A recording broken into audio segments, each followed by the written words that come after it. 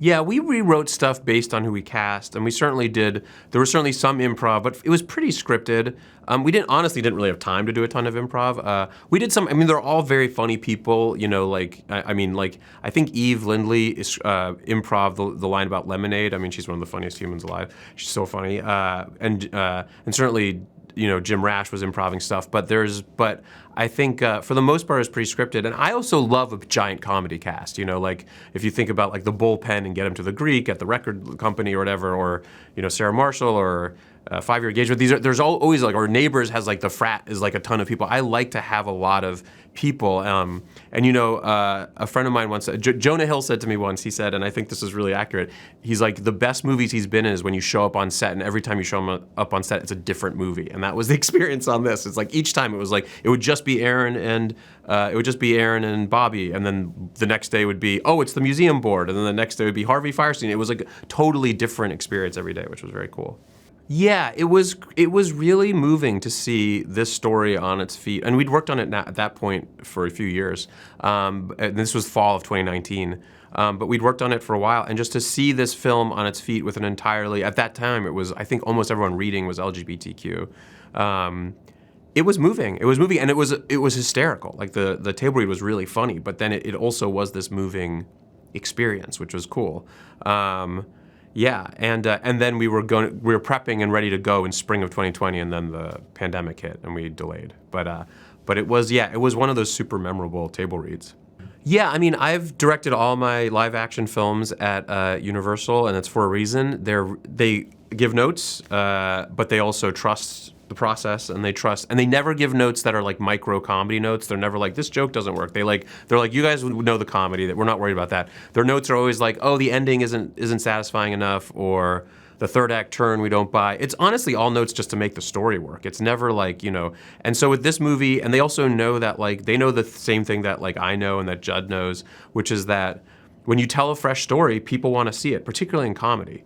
And so I remember when Billy and I went in to pitch the movie with Judd to Universal, and we pitched it to Donna and Peter Kramer and Eric Byers, and they were just like, yeah, let's do it. I mean, there was no like, they've been waiting to make this kind of movie, and this was the right version of it, I think. And then it honestly was a very smooth process until the pandemic hit, and then it was not smooth for the world. Yeah, I mean, I think I like movies with rough edges, and I think the best romantic comedies are honest and are not, you know, I mean, there's certainly guilty pleasures. I don't think any movie is a guilty pleasure, but there's certainly guilty pleasures that are more fantasies, you know. But the kinds of movies that I love and that I strive to make, and I think I have made, like, if you got Sarah Marshall, that's essentially about a depressed guy.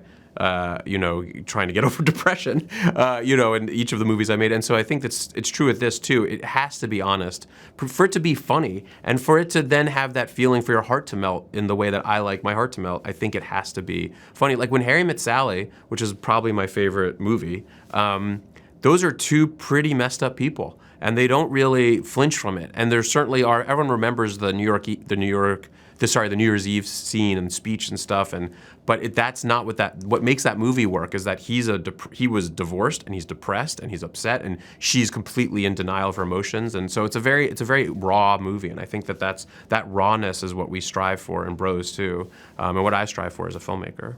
Yeah, well, thank you. Yeah, I think I am thank you. Yeah, I think I am someone who listens. I think you kind of have to be good at this job. You have to be open to everyone's experiences. It's a very collaborative job.